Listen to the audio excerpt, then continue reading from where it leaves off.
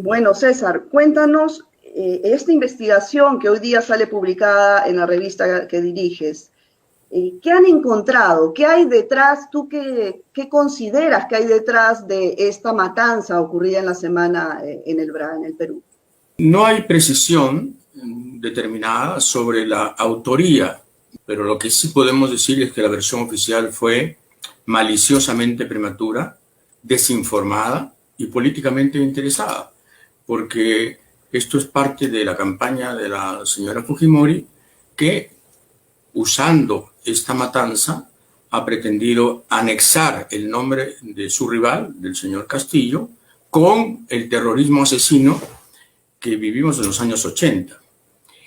Todos los testigos encuestados opinan lo mismo. No es el estilo de matar, suena horrible la frase, pero así es. No es el estilo de matar de Sendero Luminoso.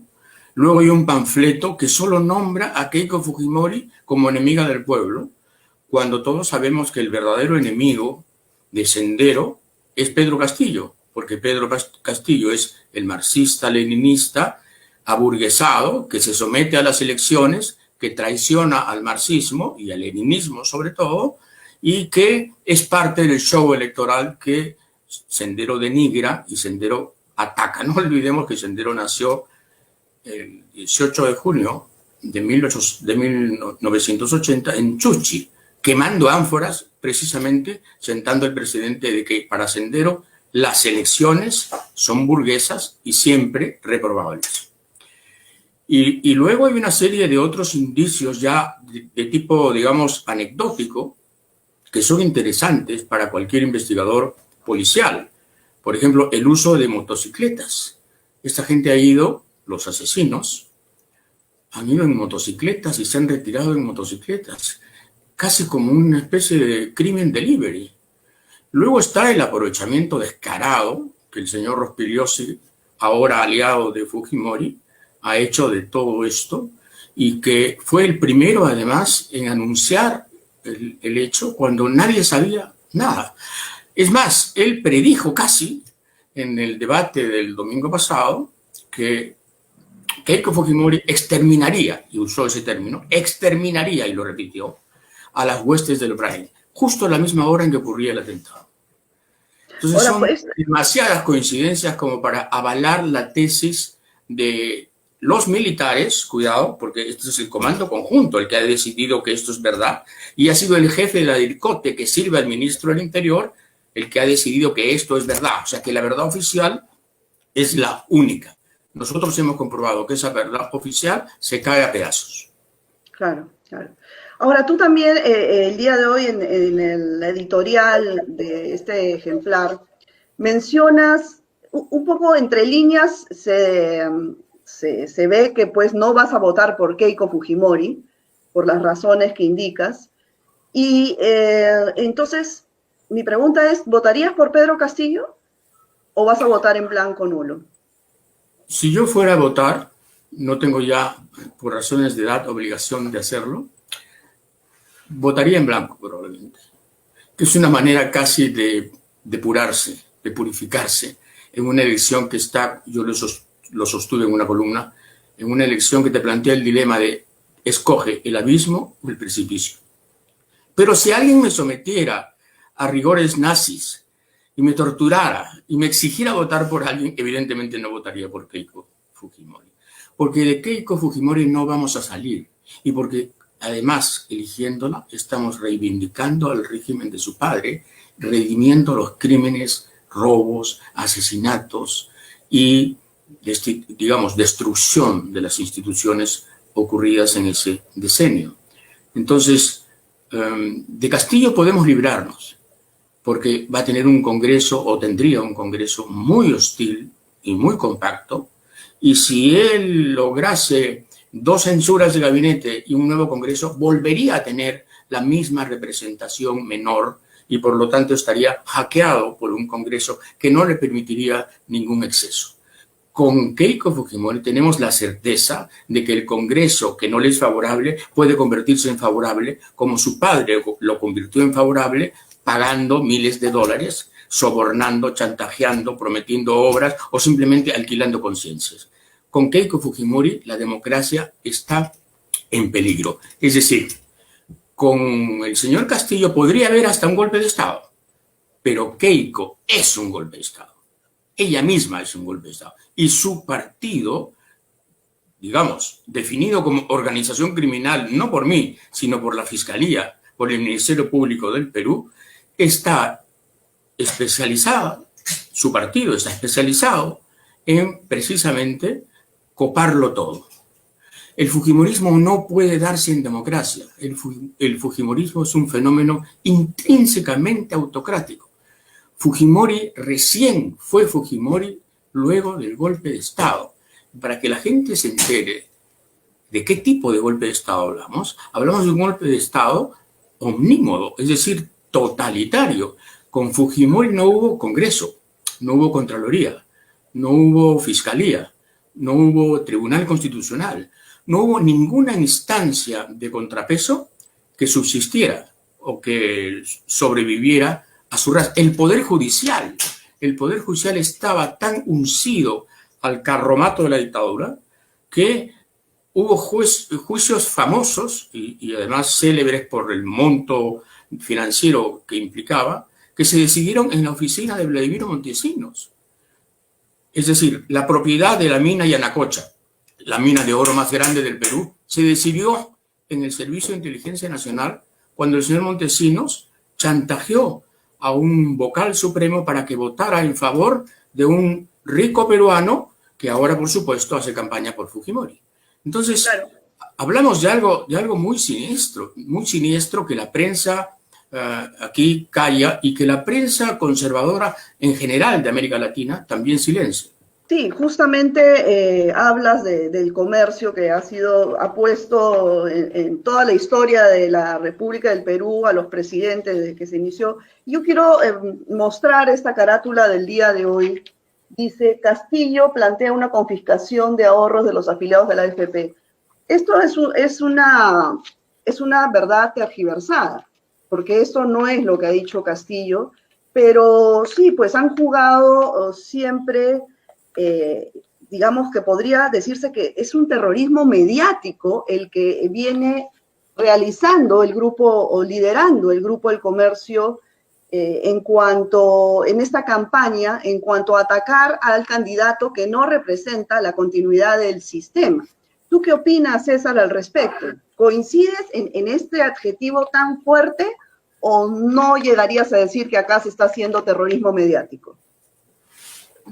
Coincido plenamente, ¿no? Y además, cuando hablamos del Grupo del Comercio, quizás algunos amigos del extranjero piensan que es un grupo, un grupete, uno más. El Grupo del Comercio controla el 80% de los kioscos, es decir, de la prensa escrita. De 10 periódicos que tuviese en un kiosco, 8 pertenecen al Grupo del Comercio. Y tiene el canal más visto de cable y el canal abierto comercialmente más grande del país. Es un transatlántico. Y entonces, la campaña que ha hecho el comercio es de una suciedad francamente poco comparable. Solo el Mercurio con Allende podría, digamos, nivelársele, competir, ¿no? en infamia. Pero tú has mostrado un titular de lo más señorial, de un diario de lo más pituco.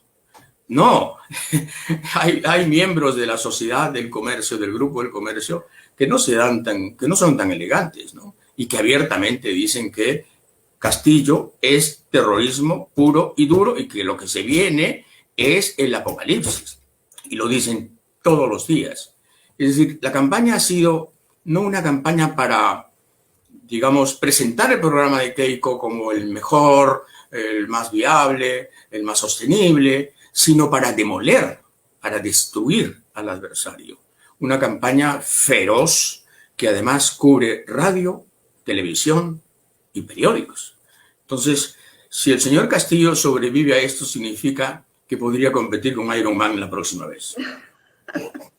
Bueno, pero esta campaña del terruqueo, que además viene de varias elecciones atrás, ya no influye en la ciudadanía. Vemos que no influye y lo vemos en los resultados de las últimas encuestas. Ahora, bueno, según Datum ya hay un empate técnico, cualquier cosa puede pasar, ¿no? Pero Entonces sí influye, cuidado, sí influye, porque los 2,9 puntos de porcentaje que ha perdido Castillo, eso es la campaña. Es que la ferocidad de la campaña no se entiende si no acumulas los datos. No es un kiosco, no es una portada, no es una página, son decenas de páginas, las 24 horas del día, las radios y las televisiones funcionando a la vez. Es una maquinaria demoledora, trituradora de carne. Aún así, solo le han arrancado 2,9, lo que significa, y eso lo decimos en nuestra edición, que algo de teflón tiene el señor Castillo, porque dada la campaña, en este momento Keiko debería estar 7 puntos arriba o 10 puntos arriba, pero está 0,9 puntos abajo, o sea, casi un punto debajo. Y esto significa que la guerra sucia podría ser reemplazada por la guerra inmunda en esta última semana y en estas horas que quedan. ¿Qué pasará? No puedo ni siquiera imaginar. No, cuando digo qué pasará, me estoy refiriendo a qué pasará en la campaña. Cómo intentarán, digamos, finalizar la campaña en contra de Castillo. ¿Qué sacarán? No tengo la menor idea, pero puedo imaginarme, digamos, de qué índole será esa munición. Bueno, también el escenario económico es desalentador según todos los... Hoy día ha salido este informe de apoyo donde advierte que si gana Castillo prácticamente nos convertimos en Venezuela. Entonces, esto también es parte de la campaña de terror hacia el ciudadano para incidir en su voto. Sí, por supuesto. Organismos especializados como el BCR también lanzan rumores off the record en relación a las turbulencias financieras. Se han ido 3.100 millones de dólares de ahorros en fondos mutuos, pero todavía hay 47.000 millones de dólares en fondos mutuos. La noticia entonces es que se han ido 3.100, no se sabe a dónde, algún paraíso fiscal seguramente, pero no hay ninguna tragedia económica en este momento que lamentar en el Perú.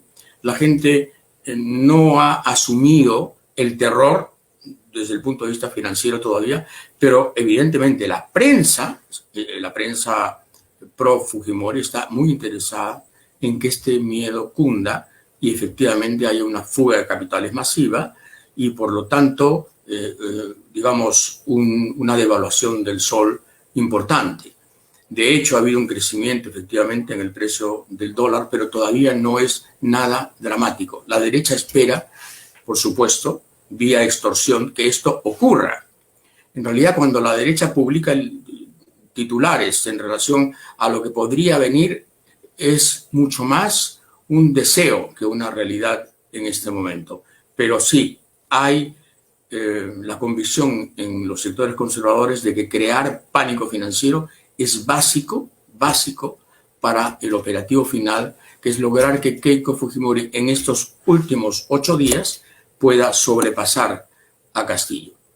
Pero aquí no hay escrúpulo alguno, no hay país, lo único que hay es un juego furibundo de intereses que lo que pretenden es precisamente el retorno al formato de Alberto Fujimori. Alberto Fujimori lo tenía muy claro.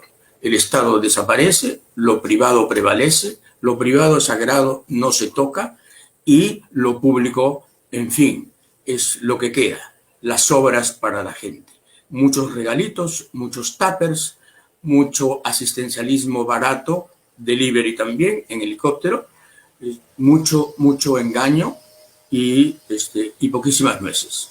Pero vamos a ver, porque, cuidado, en Chile también la derecha pensaba que las tenía todas, En Chile la derecha estaba convencida de que la Constitución iba a ser una especie de repetición moderada de la Constitución del 80, pues se han ganado los independientes, ya ha ganado la izquierda, y resulta que Chile, que para los peruanos conservadores era todo un ejemplo, era la casa matriz del neoliberalismo, era, en fin, el paraíso que construyó Pinochet. Bueno, ese Chile ha dicho basta. Y aquí hay mucha gente, queridos amigos, que está diciendo lo mismo, basta, basta. Y Castillo es el producto de ese basta.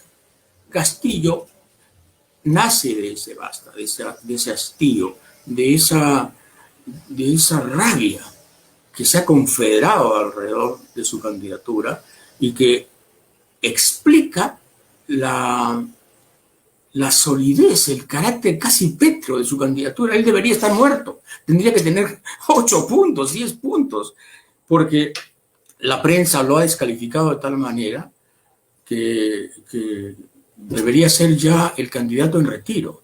Pero también, por último, y aquí termino, también eso demuestra que la prensa ya efectivamente, como tú decías, no tiene el poder persuasivo que creyó haber tenido, ¿no? Y lo ha perdido, ¿por qué? Porque hace cosas como esta. Porque se somete a, digamos, sesgos tan descarados que lo único que hace es alcanzar el desprestigio. Así es.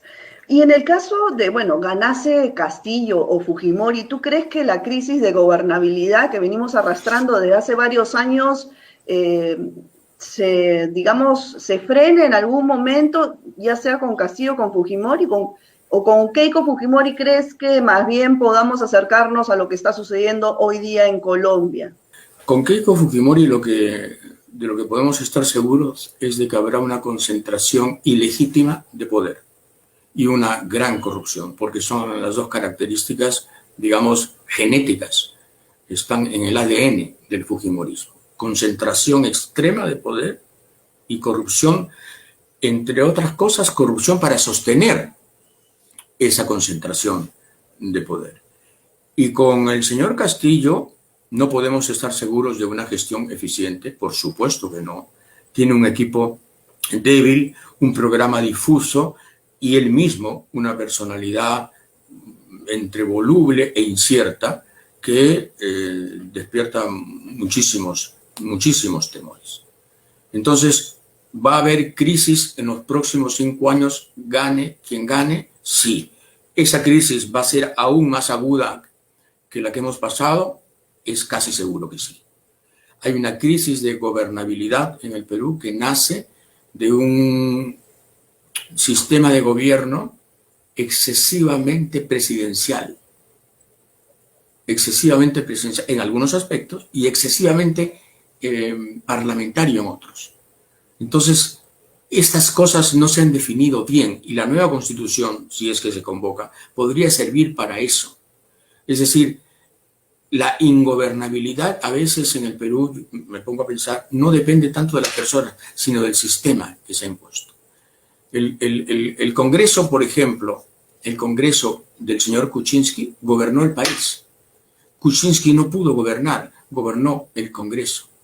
Kuczynski no quiso hacer uso de sus prerrogativas presidenciales, que las tenía, pero no las usó, y se dejó manejar por el Congreso, que fue el que dictó las normas más elementales, el que censuró a los ministros y el que llevó a cabo al final la defenestración del señor Kuczynski.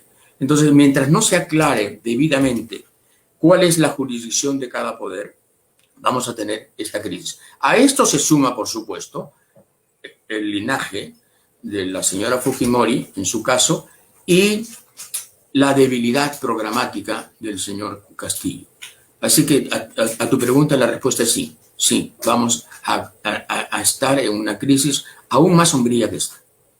Bueno, se nos está yendo el tiempo, pero quería terminar con esta pregunta. ¿Tú crees que el debate de este domingo cambie, digamos,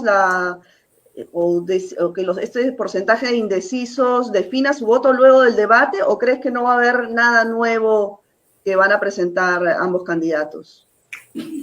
Yo creo que los que van a votar por la señora Fujimori no van a cambiar un ápice, y lo mismo va a pasar con el voto férreo y duro que tiene el señor Castillo. Pero efectivamente podría suceder que algunos indecisos tomen una decisión después de ver el debate. Ahora, yo no espero mucho el debate, porque al final el debate es una confrontación escénica, en donde todo está muy limitado y donde no hay verdaderamente debate, sino dos monólogos mutuamente agresivos que se escuchan en paralelo. Pero, digamos, interacción de vida no existe.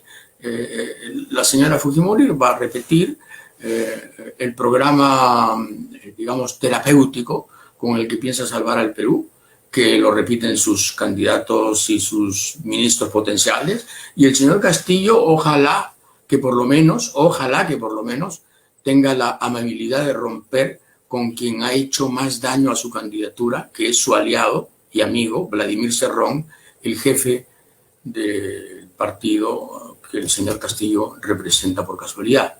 El señor Cerrón ha hecho todo lo posible por sabotear la candidatura del señor Castillo, y ya es hora de que el señor Cerrón, hombre, de varios pasos al costado, tantos pasos al costado que ojalá se caiga por un abismo.